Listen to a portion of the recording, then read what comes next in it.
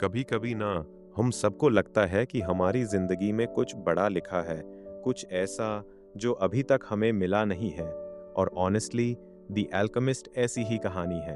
ये सिर्फ एक लड़के की कहानी नहीं है, ये सपनों की कहानी है, हिम्मत की कहानी है और उस सफ़र की कहानी है जो हमें खुद तक लेके जाता है।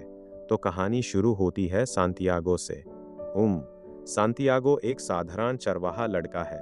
उसकी ज़िंदगी बहुत सिंपल है। वो अपनी भेड़ों के साथ घूमता है, नई जगहें देखता है और अपनी छोटी सी दुनिया में खुश रहता है।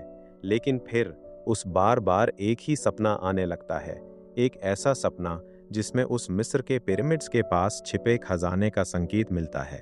शुरुआत में वो इसे सिर्फ सपना समझता है, लेकिन जब वही सपना बार बार आता है तो उसके मन में एक सवाल उठता है, क्या सच में कहीं कोई खजाना मेरा इंतजार कर रहा है? और यहीं से शुरू होता है उसका सफ़र। अब सोचिए, एक लड़का जिसके पास ज़्यादा पैसे नहीं हैं, जिसे पता भी नहीं कि आखिर उस मिलेगा क्या, फिर भी वो सब कुछ छोड़कर निकल पड़ता है। ऑनेस्टली यही इस कहानी की सबसे खूबसूरत बात है, क्योंकि ज़िंदगी में सबसे मुश्किल काम होता है अपने दिल की आवाज़ सुनना।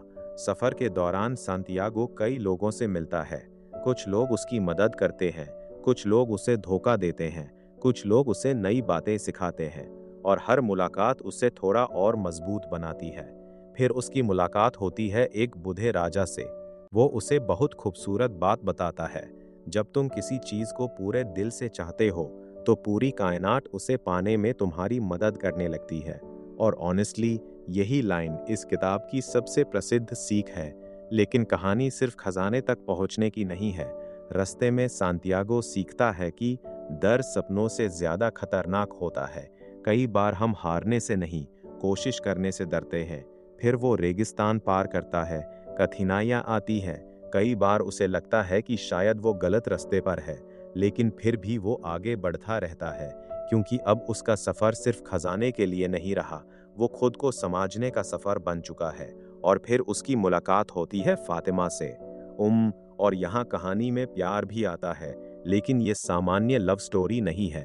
फातिमा उससे रोकती नहीं, वो उससे उसके सपनों के पीछे जाने के लिए प्रेरित करती है, क्योंकि सच्चा प्यार कभी किसी को उसके सपनों से दूर नहीं करता, बल्कि उसके साथ खड़ा रहता है। जैसे जैसे कहानी आगे बढ़ती है, सांतियागो समझने लगता है कि पूरी प्रकृति एक भाषा बोलती है। हवा, रेगिस्तान, सूरज, सबके पास कुछ कहने के लिए है, और अगर हम ध्यान से सुनें तो जिंदगी भी हमें संकेत देती रहती है। फिर आखिरकार वो पिरामिड्स तक पहुंच जाता है, वो जगह जिसके लिए उसने इतना लंबा सफर तय किया था। लेकिन वहां जो होता है वो कहानी का सबसे बड़ा ट्विस्ट है, क्योंकि उसे एहसास होता है कि असली खजाना सिर्फ सोना या दौलत नहीं था। असल खजाना था उसका सफर, उसकी सीख, उसकी हिम्मत, उसका बदल जाना।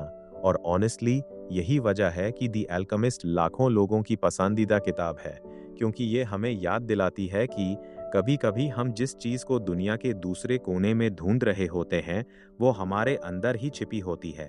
और शायद जिंदगी का असली मतलब मंजिल तक पहुंचना नहीं, बल्कि उस इंसान में बदलना है जो उस मंजिल तक पहुंचने के रास्ते में बनता है। तो अगर आपके पास भी कोई सपना है, कोई ऐसा सपना जिसे देखकर आप डरते भी हैं और उत्साहित भी होते हैं, तो शायद ये किताब आपको एक बात याद दिलाना चाहती है कि सपने सच होने से पहले उन पर विश्वास करना पड़ता है, और हर बड़ा सफर एक छोटे से कदम से शुरू होता है।